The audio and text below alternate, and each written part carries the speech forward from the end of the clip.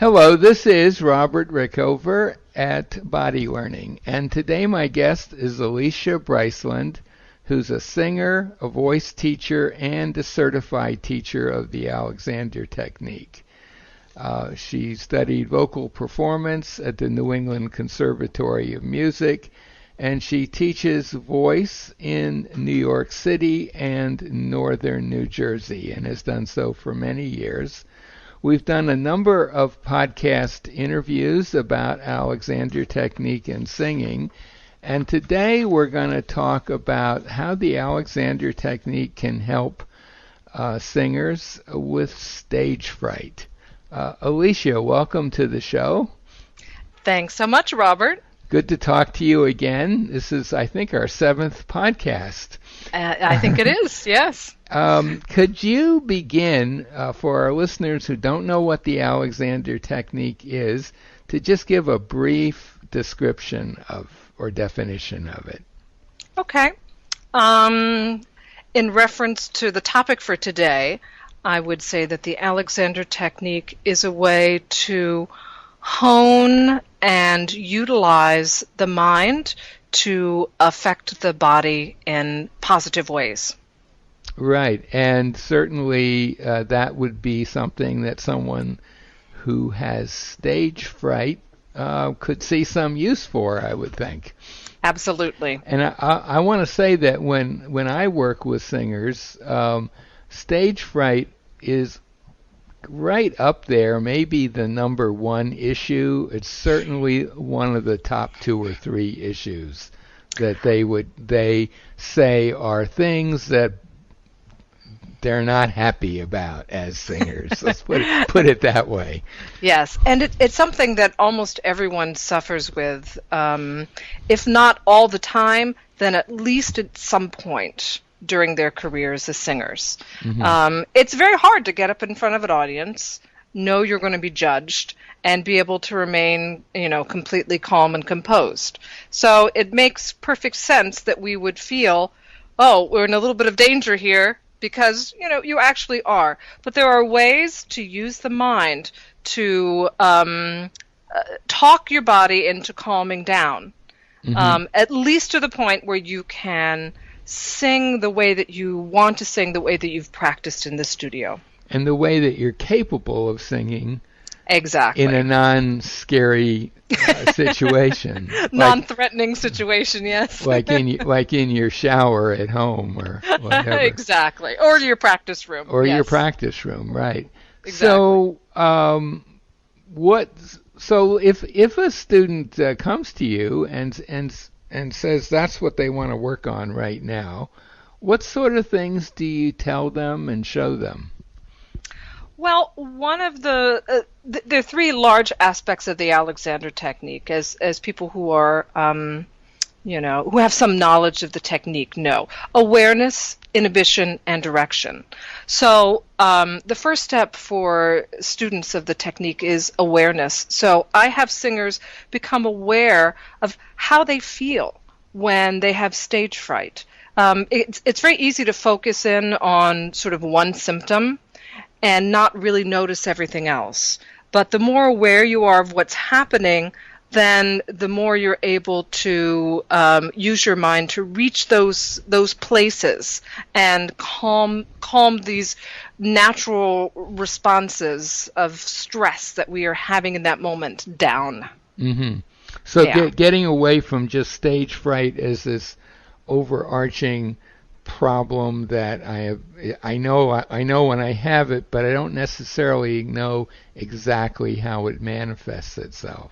Right. For many people, it manifests in the breath. Right. This is the place where people automatically say, oh, I can't take a deep breath when I get on stage. So again, this is like a normal physical response when people are under stress. They don't taking low, deep breaths that they can take when they're in completely relaxed situations. But when you're aware, okay, so it's your breathing, it's the fact that all of a sudden, you start to tighten your hands and clench your hands together. People have different symptoms of stage fright. So being aware of what your symptoms are is incredibly helpful. Okay, so you that would be a first step perhaps Yeah, with a student.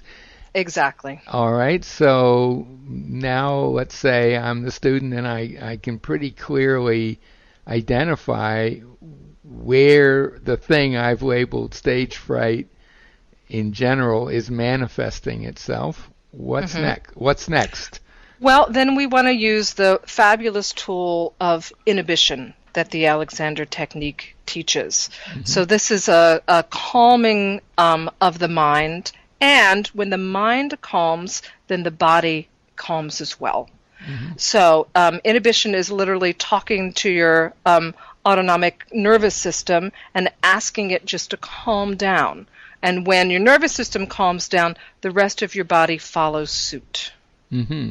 Yes. And would that be in the form of self-direction, or how would you help a singer do that calming down process? Right. Well, the wonderful phrase that we got from F.M. Alexander was, "I leave myself alone." Hmm. So, using this phrase on a regular basis and having your body learn that when you say, "I leave myself alone," then it actually does calm down. It can do less. It doesn't have to respond. It doesn't have to go to a stress reaction, that it actually wants to go to the other direction. Hmm.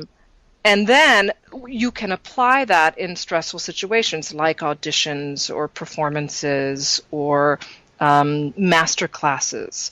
And you give yourself this calming direction, and your body will remember all those other experiences it had of hearing this direction and calming down, and it will calm even though the situation is stressful. Right. So there is a cumulative effect here that you can intervene in the moment and achieve something, but over time you're going to be able to achieve even more. Oh, yes, exponentially more. Right. Yes, the more you practice this, the more, again, you're honing your mind, you're training your mind, and then your body reacts. Your body learns how to react in a positive way that's helpful for you. Right. Right. So in a way, you're using that phrase of Alexander's, which actually I've never actually before just now heard anyone talk about that directly as a tool, but I could certainly see how it would be. You're using that phrase as a kind of an Alexander direction. In a certain way, yes. Yes, Hmm. but it's an inhibitory direction. Right. It's an inhibitory direction, yes. Right. I'm leaving Exactly. myself. I'm leaving myself alone. That's a nice little direction, isn't it? It For is, very much anybody, so. for anyone who's up against a stressful situation, not just singers. Exactly, Right. exactly. So if you have to give a presentation in front of an audience, Hmm. right? Any sort of any sort of situation where you have stress, just talking to your nervous system with this very simple phrase, Hmm. right? I leave myself alone, and your nervous system will learn to calm down. And it's like a gift. It really is a wonderful gift to yourself to have the ability to use your mind to help your body in this way. Right. Okay. So let's say they've achieved some success with this, but they're still in the early stages, so they're not maybe getting the full effect of that direction because their body hasn't had a lot of experience with this altered and a superior state of being. What if we want to call it that? What else? Well, that is what it is. I'm just putting some unusual language to it. So what else would you do? How else would you help this person whose big issue is the anxiety around being on stage? Okay. Well, the inhibition direction, as you said, that I mentioned, is very general. So Hmm. what we can do is we can use the concept of direction from the Alexander technique to be more specific. So you're aware that you're stressed, you have butterflies, you can't breathe, maybe your heart's racing, right? So you say, okay, I leave myself alone. I'm leaving myself alone, just asking your nervous system to calm. But then you can say, okay, I can take a low, relaxed breath. Mm-hmm. Right. And then you just allow it to happen. Allow that message to get through. I am calm. I can take a low, relaxed breath. I can allow my neck to be free. The first of the Alexander directions, which is also a very inhibitory message, right? You're not asking to do anything. You're asking not to do anything. Right. I allow my neck to be free. And you can be more specific with where you're inhibiting. But you have to be aware of what's happening in order to be able to do that. Right? So when you're aware, then you can direct towards those particular areas. Right. So this is sort of honing in on it in some detail. Like if the way that tension is manifesting is with your breathing, then that might be something worth addressing directly. For someone else, it might just who knows? It could manifest in other ways, sort of a general. Right, the heart palpitation. It could be. Yeah, right. Yeah, the head-neck back relationship all of a sudden gets very tight, right? Which is very much a stress reaction. So when you're aware of your body, then you can work with your own manifestations of stress. Right. If you're not aware, then you can't do this sort of extra step. Right, because you don't really know what it is that you'd be addressing specifically. If you can't slow down enough or calm yourself enough to be able to actually detect the specific effects of your anxiety. Yeah, exactly. Absolutely. Now, I think a very short detour here, if you wouldn't mind.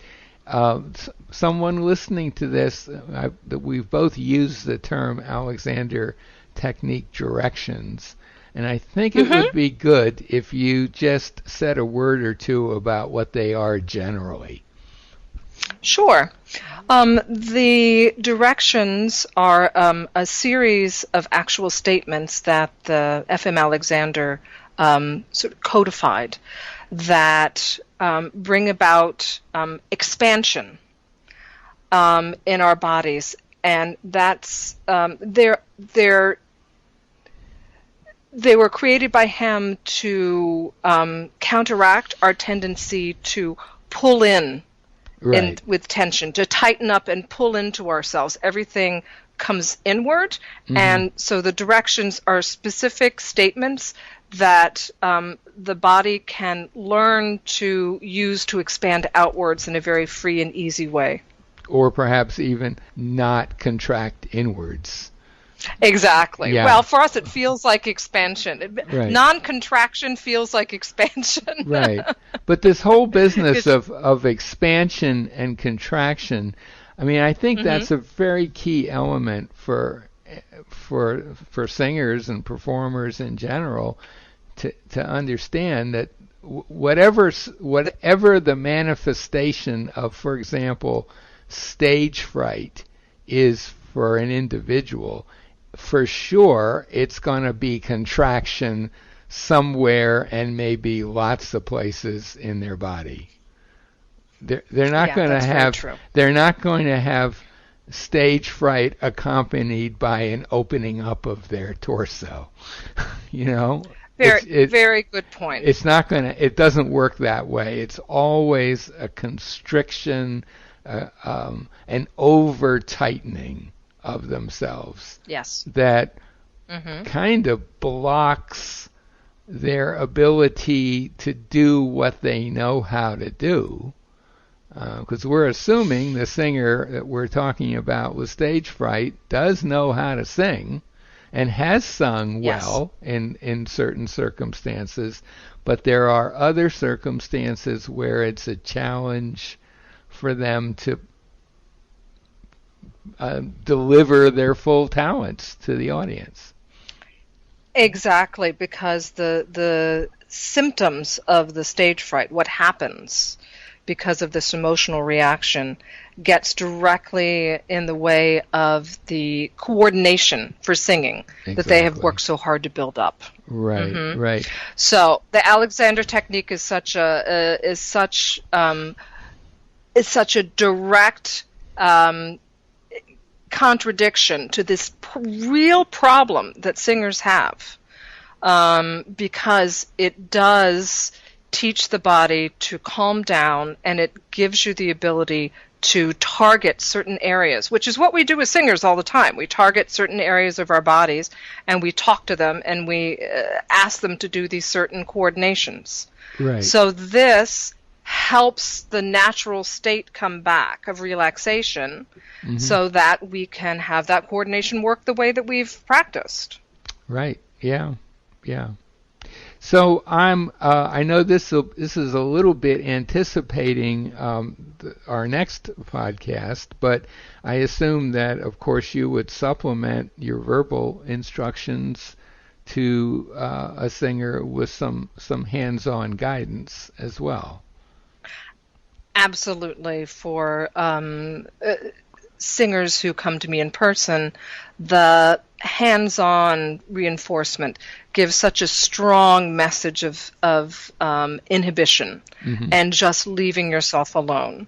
Right. So that really helps reinforce the mental aspects. However, I would never underestimate the mental aspects of this, because I have had students who have been able to teach themselves inhibition,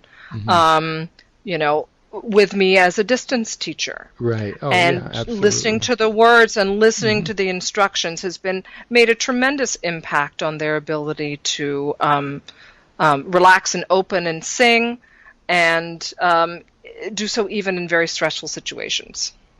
Exactly. Yeah. Well, and I've had that same experience using Skype for distance teaching as well. Is there anything that we haven't talked about on this topic that you want to mention before we come to an end? I think we've actually covered it. All right. Well, success. My guest today has been Alicia Bryceland, who's a singer, voice teacher, and certified Alexander Technique teacher. And she teaches voice in New York City and northern New Jersey, and I guess also with Skype, right? You use Skype that's for true. Teaching, yeah. And I'm going to put a link to her website by the interview. If you live in the New York City, northern New Jersey area, and you're interested in what we've been talking about, give her a call. I will also mention that her website has I would say a huge number of articles about the Alexander technique for singers. So that might be a really useful resource for you. Alicia, thank you so much for being on the show today. Thanks, Robert. Appreciate it.